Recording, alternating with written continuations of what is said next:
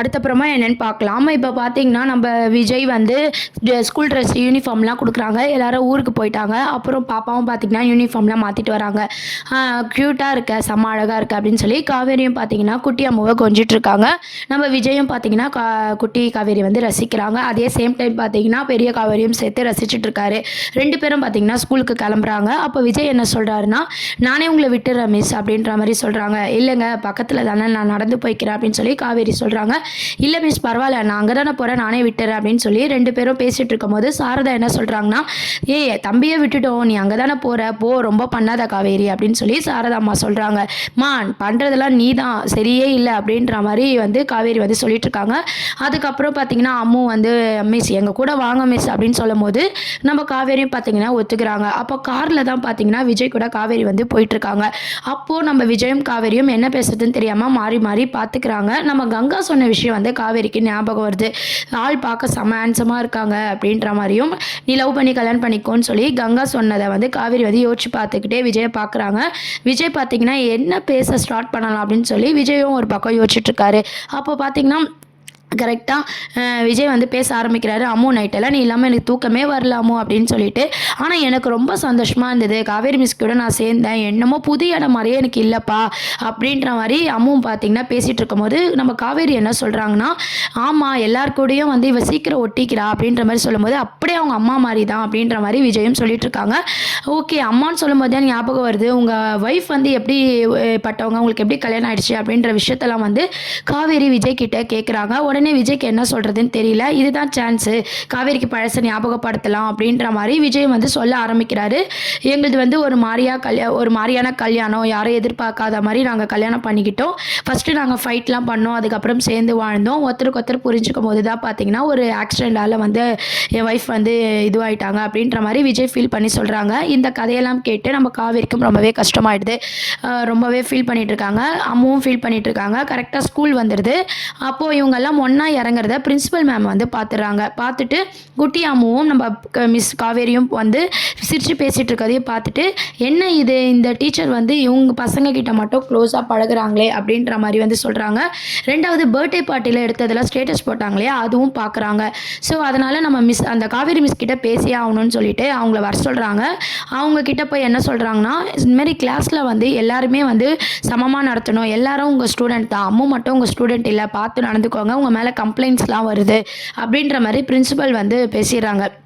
இதை கேட்ட காவேரி வந்து ரொம்ப ஃபீல் பண்ணிகிட்ருக்காங்க. "நம்ம எல்லாரையும் சமமாக தானே பார்க்குறோம், நம்ம அம்மாவை மட்டும் கேர் பண்ணி பார்க்குறோமா, அவளுக்கு அம்மா இல்லைன்னு சொல்லிட்டு தானே பாசமாக பழகணும், எல்லாமே எங்கள் அம்மாவால் தான் வந்துச்சு, இன்றைக்கி வீட்டுக்கு போய் என்ன பண்ணுறேன் பாரு" அப்படின்னு சொல்லி கோவமாக கிளாஸ்க்கு போயிடுறாங்க. அப்புறம் கிளாஸ்லாம் நடத்திட்டுருக்காங்க. அப்புறம் லஞ்ச் டைமில் பார்த்தீங்கன்னா, நீங்கள் ஆல்ரெடி ஒரு குட்டி ப்ரோமோ பார்த்துருப்பீங்க இல்லையா, அந்த சீன்ஸ் தான். கிளாஸ் டைமில் வந்து குட்டி அம்மா வந்து காவேரி கிட்ட உட்காடுறாங்க. உட்காந்து லஞ்ச் சாப்பிட வரும்போது அந்த பிரின்சிபல் பேசினதை நினச்சி பார்த்துட்டு காவேரி பார்த்தீங்கன்னா, "உன் ஃப்ரெண்ட்ஸ் கூட போய் உட்காந்து சாப்பிடு, இனிமேல் நீங்கள் எல்லாம் சாப்பிட கூடாது" அப்படின்ற மாதிரி ரொம்ப கோவமா ஆஷா சொல்லிடுறாங்க. குட்டி காவேரிக்கு முகமே மாறிடுது. பார்க்க நம்ம காவேரிக்கும் வருத்தமாக இருந்தாலும் வேறு ஆப்ஷன் இல்லைன்னு சொல்லிட்டு அவங்களும் வந்து ஆஷா பேசி அனுப்பிடுறாங்க. குழந்தை வந்து சரியாக சாப்பிடாம அப்படியே அமைதியாகவே இருக்கா. அதுக்கப்புறம் பார்த்தீங்கன்னா வீட்டுக்கு போகும்போதும் நம்ம மிஸ்ஸுக்காக வெயிட் பண்ணுறா. "நீ இனிமேல் எனக்காக வெயிட் பண்ணாத, உங்கள் அப்பா வெயிட் பண்ணுவார், நீ கிளம்புன்ற" மாதிரி மிஸ்ஸும் சொல்லிடுறாங்க. ஏன் டீச்சர் இப்போல்லாம் என்கிட்ட சரியாகவே பேசுறது இல்லைன்னு சொல்லிட்டு குட்டி அம்மா பார்த்தீங்கன்னா அழுதுகிட்டே போகிறாங்க. அப்போ பார்த்தீங்கன்னா விஜய் இருக்காரு. விஜய் வந்து, "என்ன ஆச்சு அம்மு" அப்படின்னு சொல்லி கேட்கும்போது, "மிஸ் என்கிட்ட நல்லா தான்ப்பா பேசிகிட்டு இருந்தாங்க, ஆனால் இன்னைக்கு ஃபுல்லாக என்கிட்ட சரியாகவே பேசல, லஞ்சில் கூட பார்த்தீங்கன்னா அவங்க கூட சாப்பிடக்கூடாதுன்னு சொல்லிட்டாங்க" அப்படின்ற மாதிரி சொல்லும்போது விஜய்க்கே அது வந்து ரொம்பவே கஷ்டமாக இருக்குது. ஏன் காவேரி இப்படிலாம் பண்ணிகிட்ருக்கான்னு சொல்லி யோசிக்கிறாரு. அப்புறம் பார்த்தீங்கன்னா, சரி நம்ம மிஸ்கிட்டயே கேட்போம், நீ அழாதன்னு சொல்லிட்டு காவேரி வீட்டுக்கே வந்து விஜய் வந்து குட்டி காவேரியை கூப்பிட்டு போகிறாரு. அங்கே போனதும் வந்து காவேரி கிட்ட கேட்கும்போது பிரின்சிபல் சொன்ன விஷயத்த வந்து காவேரி சொல்லி சாரதா கிட்ட சண்டை போட்டுட்ருக்காங்க. அப்போ கரெக்டாக விஜயும் வராரு. இதெல்லாம் கேட்டுட்டு அப்புறம் அம்முவை வந்து காவேரி சமாதானப்படுத்துகிறாங்க. இந்த மாதிரி, "நீ அழாத அம்மு, நான் வந்து எல்லா டீச்சரும் வந்து எல்லா ஸ்டூடெண்ட்ஸ்கிட்டையும் சமமாக தான் பழகுவாங்க, நம்ம 2 பேரும் மட்டும் க்ளோஸாக இருந்தால் மற்றவங்களாம் வந்து நம்மளை தப்பாக நினைப்பாங்க. நீ டெய்லி என் வீட்டுக்கு வா, என் வீட்டிலே இரு, விளையாடு, எல்லாமே பண்ணு, நம்ம ஜாலியாக இருக்கலாம், ஆனால் ஸ்கூலில் மட்டும் நான் மிஸ்ஸு, நீ ஸ்டூடெண்ட், ஓகேவா" அப்படின்ற மாதிரி சொல்கிறாங்க.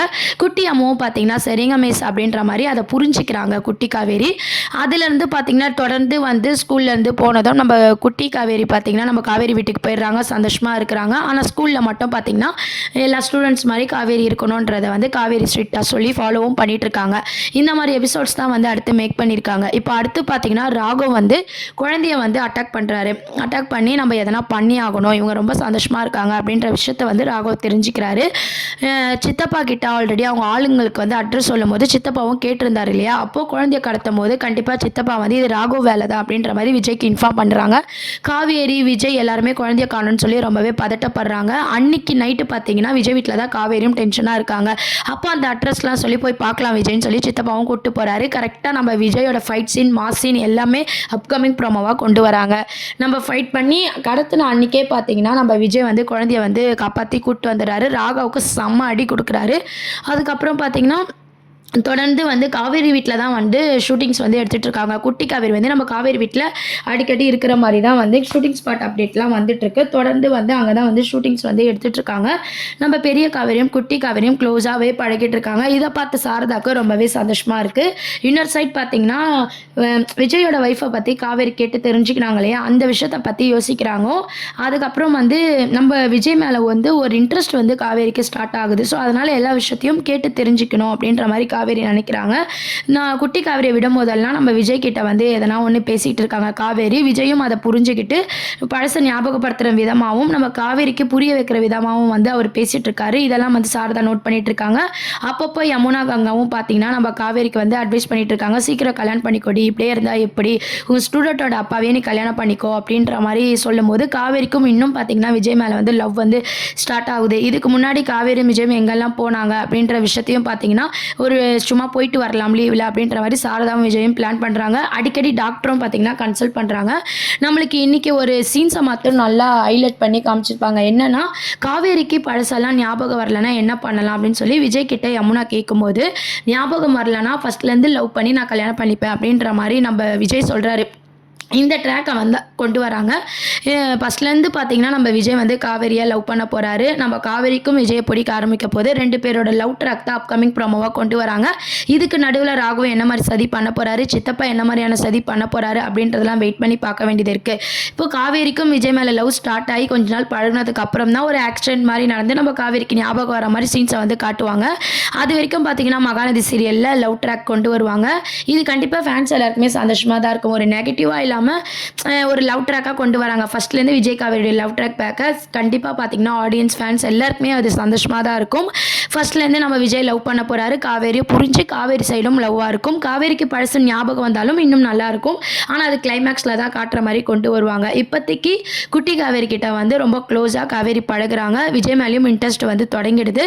அதனால் எல்லா விஷயத்தையும் வந்து காவேரி வந்து கேட்டு தெரிஞ்சுக்கிறாங்க. விஜயும் பார்த்தீங்கன்னா காவேரி கிட்ட கொஞ்சம் கொஞ்சமாக ஒரு லவ்வை சொல்லி ட்ரை பண்ணி சேர்ந்து வாழணும் அப்படின்னு சொல்லி நினைக்கிறாரு. சாரதா, கங்கா, யமுனா இவங்கெல்லாம் சப்போர்ட்டிங்காக இருக்காங்க. இதுதான் வந்து மொத்த மகாநதி சீரியலோட அப்கமிங் ப்ரோமோவாக இருக்குது. இதை பற்றி நீங்கள் என்ன நினைக்கிறீங்கன்றதை கமெண்ட் செக்ஷனில் சொல்லுங்கள். சேனலை மறக்காமல் சப்ஸ்கிரைப் பண்ணுங்கள் ஃப்ரெண்ட்ஸ். தேங்க்யூ.